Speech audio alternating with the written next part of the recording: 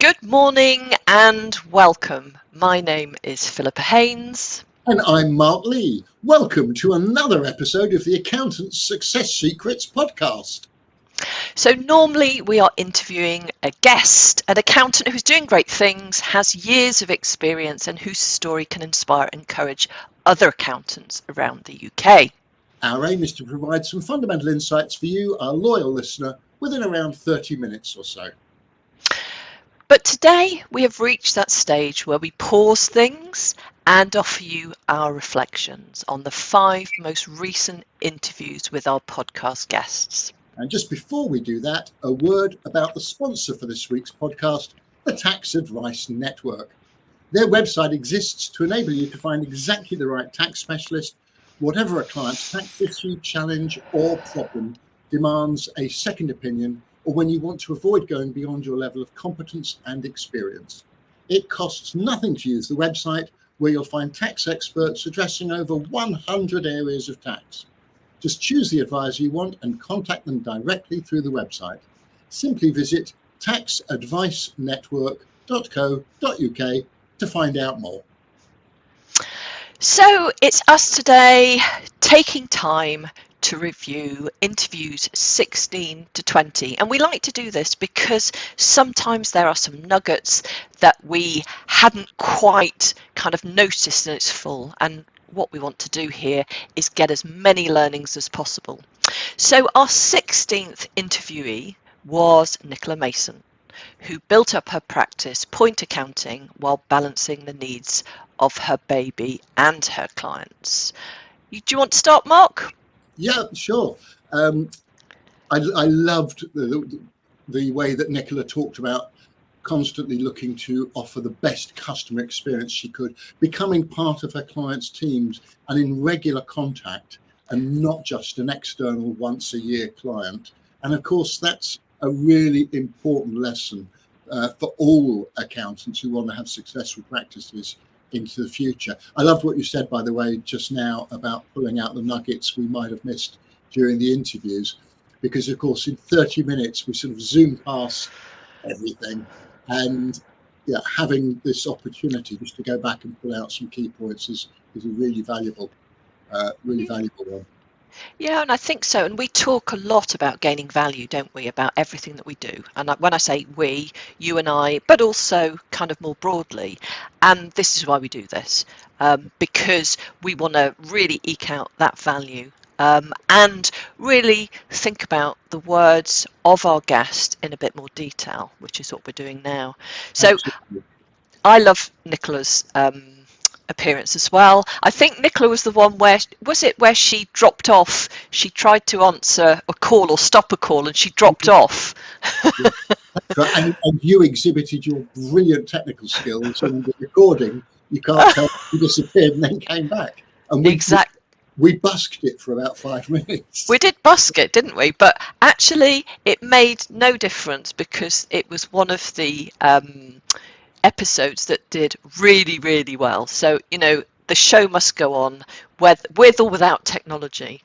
Absolutely. So anyway, but for me, I mean, what came out across that interview was how Nicola talked about being impulsive and very, very spontaneous, and that actually her business partners helped to balance that. So, the other two, Tony and completely Laura, very much different personalities, much more able to kind of be pragmatic and sort of to work with Nicola's enthusiasm, but also to sort of calm her down a little bit. And interestingly, all of this helped her to understand that slowing down, thinking more strategically, particularly about her ideal clients, she started to talk about how she's now able to identify her ideal clients and be much more selective and value herself as well. And that's not just around ideal clients, but she also talked about the software that they use, the tools, and how they start to plan and pace themselves. So having a strategy in place, being a bit more thoughtful, but obviously that kind of enthusiasm and energy still needs to be there, but it's better to pace yourself a little bit. Absolutely right. And she also said that her business partners had helped her build up her confidence to chase fees and potentially to increase fees as well. And I obviously would think this, wouldn't I? But I felt that the way she was talking about her business partners was much the way that some of my one-to-one mentoring clients talk about the support and guidance they get from me, because my clients tend not to have anyone else who can help build up their confidence, sense check their ideas, and encourage them to move forwards one way or another. And it's the same with all the members of my Soul Practice Club as well. They're getting that support from other members of the club. And Nicola doesn't need that because she's got that from her business partners. Wonderful. Yeah, it's excellent. Yeah. Should we move on to episode 17, which featured Susanna Whelan of Sinclair Whelan, a bookkeeping, accounting and tax compliance practice that she set up in 2009. And she said, as so many of our interviewees did, that she started out initially charging clients by the hour because she was spending a day at each client. And here was the thing that I loved. She realized that as she was embracing technology, it was enabling her to do things faster. She was making an investment in the technology, but if she carried on charging by the hour, things were taking her less time, so her fees were going down. And that also conflicted with the idea of spending a day at clients when she didn't need to spend a day there anymore. And she gave lots of credit to the support that she gained and still gets from other bookkeepers and accountants. Again, I like to think that that's much the same as members of the Soul Practice Club would share as regards the support they get within the club. Yeah, absolutely. And interestingly enough, Susanna was our first bookkeeper. Because obviously we talk about the accountant's success secrets, but I think we see them as really kind of interlinked and incredibly important on both sides. Absolutely. It's because her practice is bookkeeping, accounting and tax. Yeah, so exactly. She fitted well. Exactly. So yeah, Susanna, I know Susanna quite well, so I know about her media background, and I know that, actually she's a bit of a force to be reckoned with. But like a lot of people, she sort of left her corporate role and went into bookkeeping when she had her family, and I think that is the benefit of bookkeeping. It works really, really well like that. One of the things I think Susanna is doing a lot of great stuff, and she's talked about, certainly with her marketing, which we talked about in our panel discussion at Accountex. She set up non-negotiables. She'd lost a client, so she had to sort of start doing increasingly her marketing, and got her friends and family to share stuff, which I loved. So she's very open, but she said in our interview that she doesn't think she's unique, and that's one of the things. Obviously, I pounced on that, but we didn't have time. We didn't have time to talk about that in depth. But I do believe that everybody is very different, and everybody brings a different energy, a different approach, a different personality. So I would love for accountants and bookkeepers to feel a little bit more kind of clear in what they offer, the advantage that they offer and the value that they offer, because actually they offer a lot. That Susanna was a fantastic guest, but also great value. She has so many years experience, certainly in the media business, certainly in sales as well. So she's got it all. It's about bringing that out, I think. You're absolutely right, Philippa, and you and I are in total agreement on the fact that every accountant, every bookkeeper, my other world tax advisors also, they are all unique because they bring a different approach, style, preferences, backgrounds, training, experiences, thought process, preferences. There are so many things that make each of us distinct and unique, and you have the skills that help really bring that out and enable individuals to shine and to reference that. And the way I support that is by challenging the fear that a lot of accountants and bookkeepers have that they're all the same, when actually it's the work output, the accounts, the tax returns, if you like, that are the same, or pretty much the same. How you get a client from here to there, using your skills, your background, your experiences, your preferences, etc., that is absolutely unique and distinct to every accountant once they learn to understand and embrace it. Yeah, totally. And I think Susanna very strongly talked about the support of peers, Yeah. certainly within the bookkeeping community, but I know that the accounting space as well.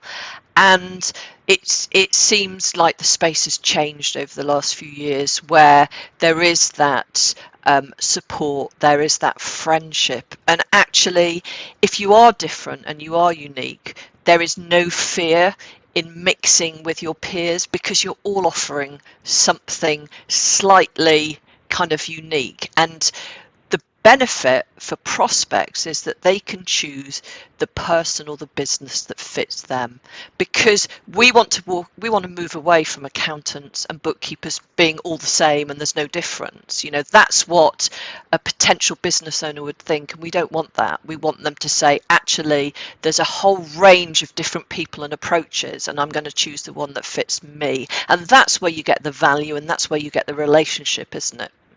100%. I'm total agreement with that.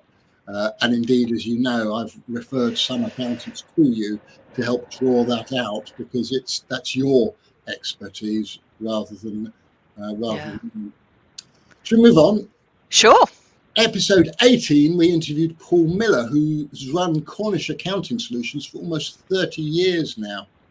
And some of the things he was talking about are this sort of experiences and approach which come from many years in practice.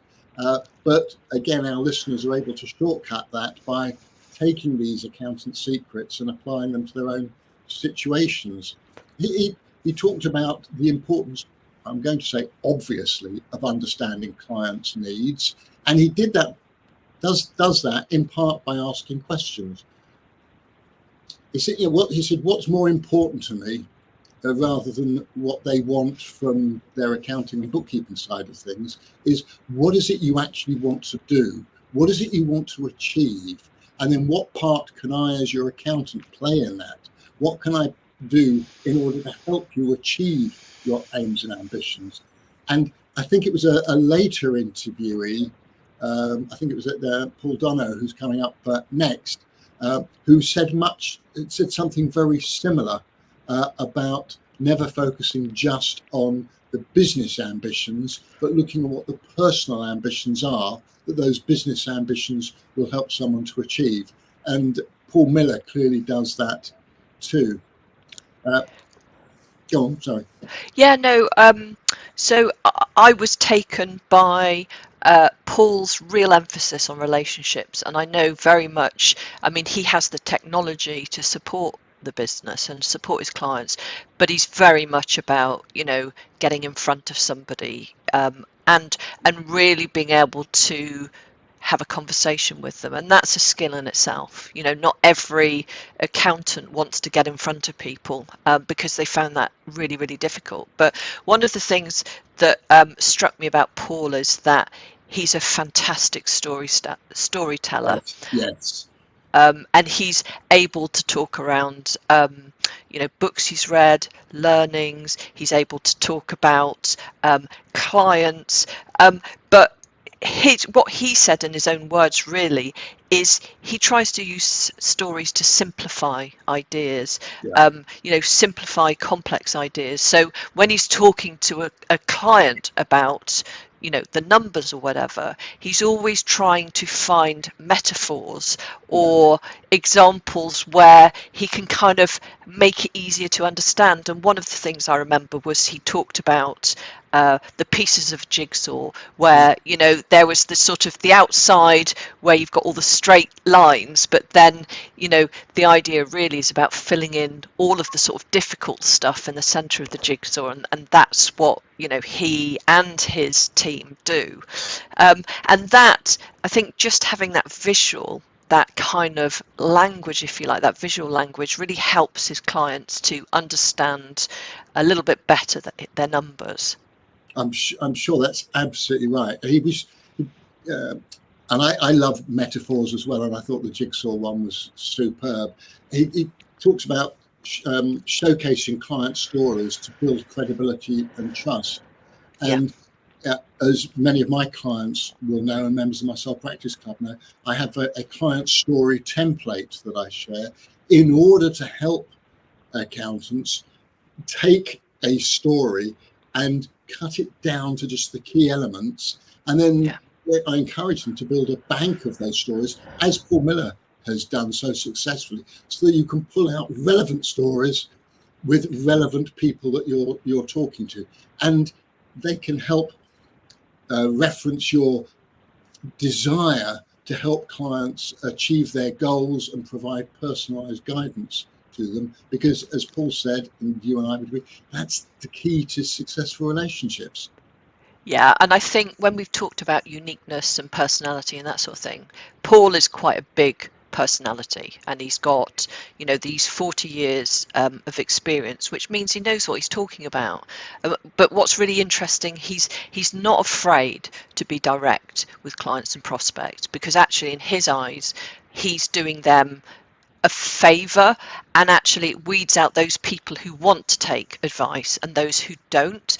And if they don't kind of like that approach, then again there are other accountants who are probably going to fit better. But it's being authentic to yourself. That, and we hear that a lot, but what it actually means is you've got to be yourself. You shouldn't try and be something else. So if you're quite direct, and if you know what you're talking about, and you encourage your clients to take your advice, if they don't, then in Paul's case, he wouldn't just kind of go along with it. He would actually say, probably, it may be that you're not the right client for us. And I think that's absolutely fantastic. It's like Lorraine Ellison's no list, which I always talk about, but it's having that experience to be able to say no, but to also bring your own approach. And if you like it, great, and if you don't, too bad, really. Very, very much so. Lorraine Ellison, I think, was interview number 3, number 4, something like that. Well done. Secrets podcast. Related to all that, so I just absolutely emphasize the point you made there, and it's something again that I frequently suggest to accountants, is they're being paid for their expertise and their advice. If clients don't want to take your advice, you have to decide, is this somebody that you want to have as a client, somebody who doesn't respect you enough to take your advice? And you do have to have the confidence, not necessarily to be very direct, but you have to have the confidence to be assertive in the way that you talk about things with clients. And again, something that often comes up in my mentoring conversations, which also reminds me, Paul again talked about finding your own tribe, your own peer group, people who you can trust. I think he said people who will tell you you've been a prat when you've been a which, sorry, sort of explicit language guidance. It's not that bad, I suppose. But again, whilst Paul, I've never mentored Paul. I don't think I'd spoken to him before we started the discussion of the podcast. He's not in my Soul Practice Club. It is a peer group.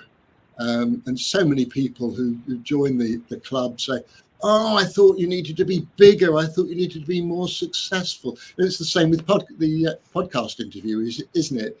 Yeah. So many and I don't think we've had a duff interview, to be fair. They've all been great and wonderful. But so many people that we talk to about potentially becoming interviewees go, oh, I'm not big enough. I'm not successful enough.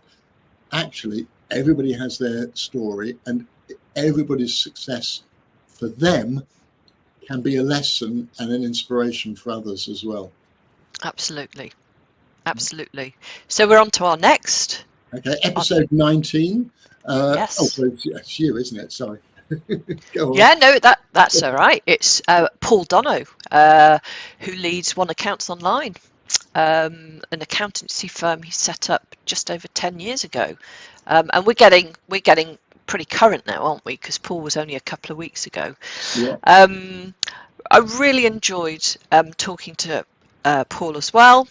I think, like Paul Miller, he's pretty kind of honest, and one of the things I took away was how him getting out of the way of himself and other people. It's a family business, and family members have come in to support, and he's taken advice and got out of the way when he knows that somebody else can do better than him. So I'm talking about one of his daughters who came in and started to do some social media and some marketing for him, which he kind of not done before, but also looked at the CRM system, I think it was, and completely revolutionized it so that they are now really kind of on rails. No issue there, can work really effectively and efficiently, so they can move on to other things like marketing, in fact. Yeah. Well, CRM can be really valuable for a practice, but as Paul's found, until he had somebody who could really focus on getting the client data in there, thinking about how to use it and to, quote, exploit, unquote, the facilities that it gave them, he didn't have the time to do it. None of his staff or family members who worked on client matters wanted to make the time to do it. I think his daughter Jade really immersed herself in it for a while to make sure that the practice could get the best from it. And it gets something sole practitioners who don't have staff sometimes struggle with, and for understandable reasons, perhaps avoid migrating stuff into a system that's going to take them time to get to grips with. Invariably, though, I hear that it is worthwhile, as it was for Paul and his firm. Yeah. We talked about Jade taking the firm more onto social media, and I pushed Paul on this because he said that they have a strong presence on platforms like TikTok, and I went, I was a bit surprised by that because, unless you're, what I typically say to accountants, choose the social media platforms where you're most likely to be able to influence the people you want to reach. So if you think you can, I know one young accountant who's very active on Instagram because he's targeting Instagram influencers who love the idea of having an accountant who's active on the same platform as them. It's not something that I would recommend to most accountants. And when it came to TikTok with Paul's practice, it became apparent that actually it's probably more valuable as a recruitment tool than for generating clients. And this is a point that I frequently make. Go where the people are that you want to influence. And social media, Facebook, for example, Facebook business page, again, can be great for recruitment and a certain type of client as well. Yeah, I mean, I think this is a story of a happy surprise, isn't it, really? Yeah. And obviously, from my perspective, I would say at this point, be more strategic and think about, what each channel is going to bring and whether it fits in with your brand. And I don't know that much about his firm, but if you are wanting to recruit young kind of accountants, etc., then it makes a whole load of sense that you would go on to someone like TikTok. So next time, it's not going to be a happy surprise. It will be something that they think about more seriously and think about, what do we do for recruitment and what do we do to actually gain our ideal clients. On that same note, there was a LinkedIn post earlier in the week from somebody who was struggling to recruit. And they'd actually gone on Indeed and LinkedIn, etc., and then really had not got the right people. They were looking for somebody local. They weren't local, all of the people that, applied, and, they were just wrong. And so I said something really simple, which it was, if you want somebody local who's going to come in the office, then maybe you need to go old school, and sort of Absolutely. do local newspapers and that sort of thing. And that's not a big issue. You've just got to strategically understand what you're trying to achieve. And then, as you said, where are these people? Yeah. And it may be that it's somebody walking past a window where you've got an advert, and as simple as that. 100% agree. Too many people use LinkedIn and social media to recruit people and even find clients locally, missing the fact that the bulk of the attention they're getting is national, if not international, and may Yeah. not be helping them achieve their career objectives. Yeah. The other Yeah. thing I wanted to pick up about Paul Dono was he talked about his practice values, which is Yes. something you often hear people talking about. And I particularly liked the way that these were set by his team, not by him top down, but collaboratively with the team. And they're on the wall in the office, again, not just words that can lose their meaning over time, but they're referenced in the pods, these groups of staff working in the office, at every pod or team meeting, and in full team meetings every month. They look at what they have done to evidence their commitment to the practice values, and that involves taking them seriously rather than just doing it as a tick box exercise, which sadly is something you often come across, particularly in larger firms. Absolutely. And I would be, as brand values being part of your brand and living and breathing it and the culture, I applaud him for that. It's something that, it's all very well coming up with some values, but it's the implementation and the execution of that that's really important. Absolutely. Okay, so let's move on to Steve Price then, of BWP Inspire, an accountancy firm based in Manchester, which merged relatively recently from his previous practice. But he started 20 years ago, and he's an interesting person, isn't he, with his CIMA qualification? He started he's CIMA qualified accountants, Chartered Institute of Management Accountants, and he shared with us kindly that he suffered from imposter syndrome when he started because he thought he was only CIMA qualified. And yeah, in my experience, some of the CIMA qualified accountants, particularly those that we've interviewed and those that I know, actually seem to have a greater affinity with the whole concept of giving business advice because they've been in business, because that's where they started life and trained. And I think it's partly that he obviously overcame that imposter syndrome as clients started being attracted to his ability to talk about their business issues rather than just talk about producing a set of accounts, tax returns, and the like. And his story, if you like, involved him talking about you must start with the problem rather than with the symptoms. And then he gets lots of facts to personalize the message to his clients with empathy. And empathy was a word that he used quite a lot, I thought. And that's a good thing because it will always boost your value proposition and benefits to clients. So he would ask them, what is it they really want from their accountant beyond the statutory accounts and tax returns? Because you can't just dive into giving advisory services until you've built up some trust. And Steve acknowledged it can take time to do that.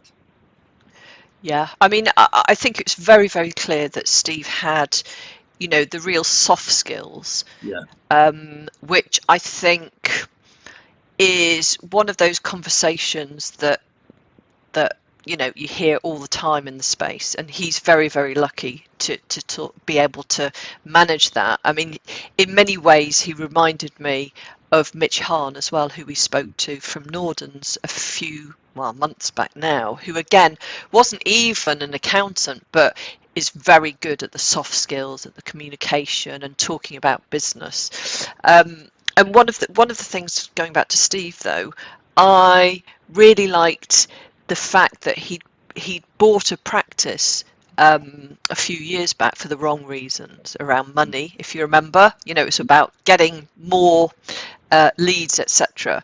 And he realised that it was completely the wrong thing to do because his values didn't fit with the values of the other senior leaders, and it basically broke down. Yeah, no, that's right. You talked about investing in the people and being clear as to the values that are promised and delivered for clients. And there needs to be that overlap, if you like, with any firm that you merge with. So when he did it the second time, he got it right because there was a greater meeting of minds, which is just so important. I mean, he talked very much about vision and purpose and how much they adhere to that now. And again, that can sound very kind of fluffy, but actually, coming from somebody who is an accountant who has a firm and said that it's really helped the business and the team and the clients, that's from the horse's mouth. So there's definitely something in it. Very, very much so. And that was 2 or 3 out of the 5 interviewees. And it's not that we go looking for people like this, but it just comes out in conversation and you realise, well, this could well be one of the factors that has led to your success. And success can be defined in lots of different ways. One thing I would just clarify, a lot of people talk about soft skills, fluffy skills and the like. I've always struggled with this term soft skills because it implies that they're easier than the hard skills, the technical knowledge. And CPD stands for continuing professional development. It doesn't stand for continuing technical development. The phrase is deliberately wider than that. So developing what I prefer to call your key business skills, which include leadership skills, communication skills, empathy, everything that isn't the technical side of things is crucial to build a successful practice. Again, however you define success. Yeah, and I think we must stress at this point that for those who aren't necessarily great at the communication side of things, we've spoken to accountants. I'm thinking of Claire, who was on the panel with us at Accountex, and being live, I've completely forgotten her surname. However, yeah, that's right. But I mean, she's autistic, struggles with communication, face to face, even kind of on the phone, but she still manages to take ownership of relationships and find a way of kind of communicating and developing that relationship. She's got a fantastic way of talking and interacting on LinkedIn, for instance. She's very funny, very witty. Absolutely. Her posts on LinkedIn do vastly better than most accountants' posts on LinkedIn because she's authentic, true to herself, very focused on contractors and freelancers in a way that you don't often see accountants admitting or focusing. And in order to sort of get over herself, she also runs a bad business podcast, which is absolutely brilliant. Anyway, we don't have time to say anything more about that. And we reviewed her, or we reflected on our interview with her in one of our earlier Reflections podcasts. There'll be another one after our next 5 interviews. So do please get in touch with either Philippa or me if you've been running your own practice for at least a few years and you have a story that you're happy to share. That's right. And you'll find all of the interviews and episodes we have mentioned on LinkedIn, on Spotify and Apple Podcasts, and also YouTube. So if you feel we deserve it, please give us a 5-star review on any of those. Yeah. Let us have your feedback and share the love online. Yeah. And just before we finish, let's, in the traditional way, share our contact details. So, Philippa, how can listeners find out more about you and Insight 101?